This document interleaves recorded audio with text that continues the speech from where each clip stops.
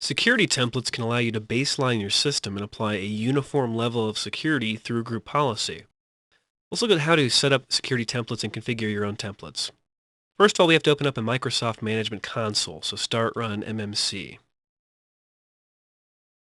And in the blank console, we need to add a snap-in, so File, Add Remove Snap-in, and we'll add in the Security Templates snap-in. So you can just scroll down to Security. There's Security Templates. We'll add that in, and there we go. Now, if you open up Security Templates, you'll see that we've got the path listed for where all the templates are located, and then open that up and you'll find the list of built-in security templates. Now, again, security templates can be used to apply the template settings to a computer or group of computers, or you can do an analysis. You can compare existing security against what the template settings have listed for security settings. We're going to end up doing both, but right now we're just going to look at the templates themselves. First of all, we've got a template called Setup Security. This is the default security you had when you first installed Windows 2003. Now, this can vary depending upon if you've done an upgrade or a clean installation. All it cares about is what was your security when you got to 2003. We've also got a DC security template. This is similar in that it's the security that you had when you first promoted your server to be a domain controller. So at that moment, whatever security you had is now saved in the DC security template. That's kind of a basic level of security, the setup security and the DC security. Medium level or mid-level of security would be the secure templates, secure DC or secure WS. Secure DC stands for domain controller, secure WS, secure workstation or member server. And then HiSec would be, of course, a high security level. HiSec DC, HiSec WS.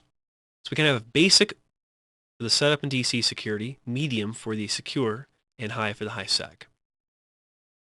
You can also lower security if you need to with the Compat WS template. It stands for compatibility, and the situation it resolves is NT4 applications. If you had an NT4 workstation and you upgraded to 2000 or 2003, your NT4 applications no longer run, so you can apply this template to your security to lower your security to run those NT4 apps. Now, all of these templates, if we look inside, have settings for password, account lockout, etc.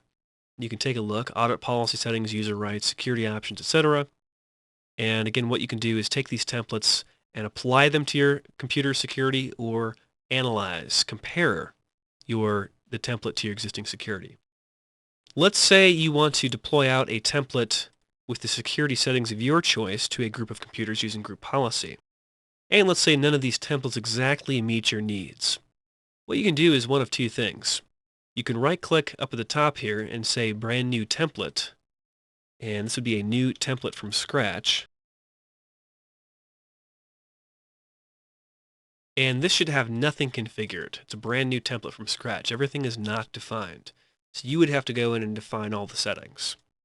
Or let's say you like one of the templates. Let's say you like the HiSec DC, but you want to change just a couple things.